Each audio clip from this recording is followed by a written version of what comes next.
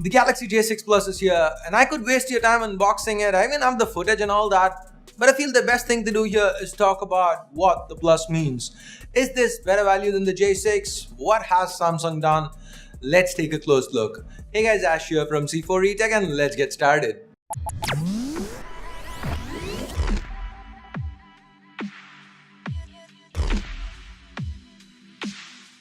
If you do end up liking what you see, please turn on notifications by clicking that bell icon. And of course, card to a monthly giveaway in case you missed it. Now let's start with the pros. The build looks great, more premium than it should be for the segment.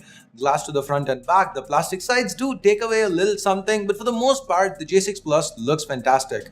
It's heavier thanks to the higher capacity battery and larger display, so it weighs more around 180 grams, but it is sleek and feels premium in hand. Now, just like the A7 2018, Samsung's gone with a fingerprint scanner to the side here. Now, some of you pointed out that it is slow in the A7 video, but yes it is, but it feels like a step up in speed and accuracy compared to Samsung's last gen fingerprint scanners, the ones to the back. So I'm gonna call this one a pro.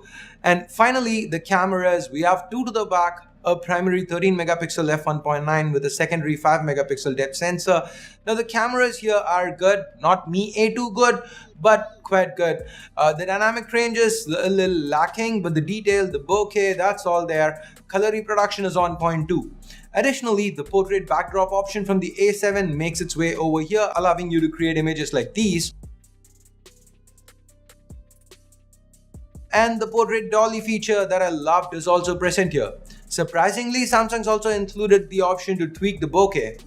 The selfie camera, it's a 8 megapixel f1.9 shooter and it gets the job done. It has a selfie focus option too.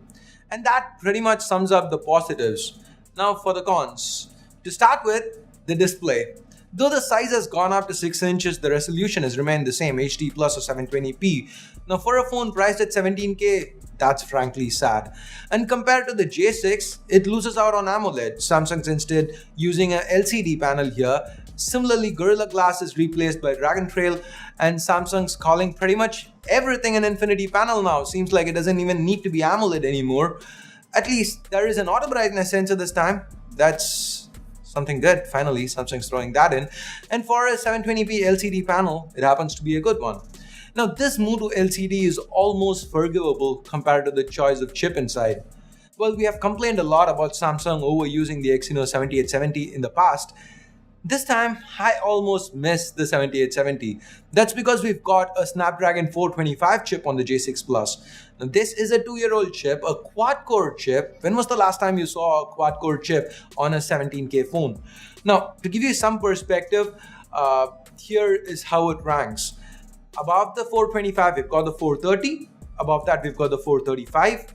And above that, the 450, and then the 625. Now, the Exynos 7870, old as it might be, is an octa-core chip that slots somewhere between the 450 and the 625. And that's on the 13K J6. But for some reason, Samsung's thrown in a Snapdragon 425 here, a chip that's a whole 4 levels lower. If I were to, do a little bit of comedy here, I have to say somebody ordered a 625 and they delivered a 425 and they thought, hey, let's just roll with it. Because for the price, this just doesn't work out. As expected, the phone struggles, stutters are common. And here's a fun fact. Remember how the Galaxy A7 came with Samsung Experience 9 on top of Android 8? Well, this one comes with Samsung Experience 9.5 on top of Android 8.1. What are you doing, Samsung? Of course, the regular omissions are present here. Haptic feedback is cut, depreciated Pro mode for camera, NFC is not there, no MST, it's Samsung Pay Mini, you know what I'm talking about. Overall, from a performance standpoint, the J6 Plus makes me miss the J6, and I did not like the J6 to begin with. Oh, and by the way, we get 4 gigs of RAM and 64 gigs of onboard storage, all this backed up by a larger 3300 mAh battery.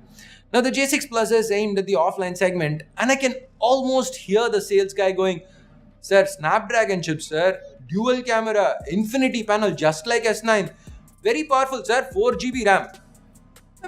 That's how they're planning to sell it, I guess. I really feel Samsung needs to stop building phones that sales guys offline can market to a uninformed audience and instead focus on building phones which, even if it's priced higher than the competition, are good phones. Now, I don't expect Samsung to sell at Xiaomi prices or even Oppo, Vivo prices. Oppo, Vivo have been being a little more competitive these days. I don't even expect that. If Samsung can offer something like a V11 Pro, an equivalent of a V11 Pro, Vivo offers it at 25, I'm okay paying 30, 35 for Samsung.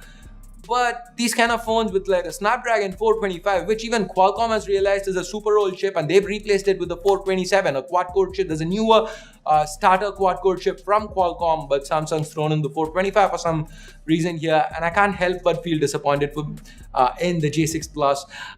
It does have its positives, yes, the build, the fingerprint scanner, the camera features, and to an extent even the camera itself, but the sad little chip inside and the trade-off from AMOLED to LCD that kind of makes this impossible to recommend. So there you go, a quick video on Samsung's latest mid-ranger. What do you think of this? Do you hate anyone enough in your life to actually recommend this to? Let me know in the comments below. Jokes apart, just let me know your thoughts. And with that, it's time I bid you adieu. Thumbs up, thumbs down, based on what you think about this video. Not the phone, but the video. Subscribe and turn on notifications by clicking that bell icon. Thanks a lot for watching.